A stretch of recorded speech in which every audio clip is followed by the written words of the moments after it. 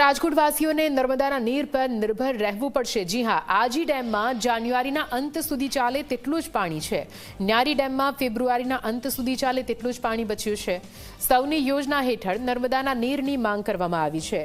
રાજકોટના મેયરે પણ લોકોને અપીલ કરી છે કે પાણીનો વિવેકપૂર્ણ રીતે ઉપયોગ કરવામાં આવે।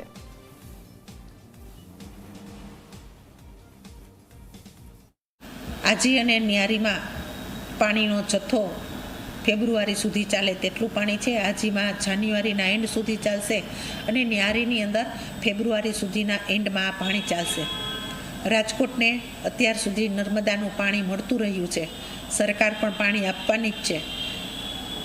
સરકાર પાસે પણ પાણી મંગાવ્યું છે। આ વખતે વરસાદ ઓછો પડવાના લીધે ડેમોની અંદર પણ પાણીનો જથ્થો ઓછો છે। પાણી છે એ કુદરતી સંપત્તિ છે, એનો આપણે જેટલો વ્યવહારમાં ઉપયોગ થાય એટલું જ પાણીનો આપણે ઉપયોગ કરવો જોઈએ।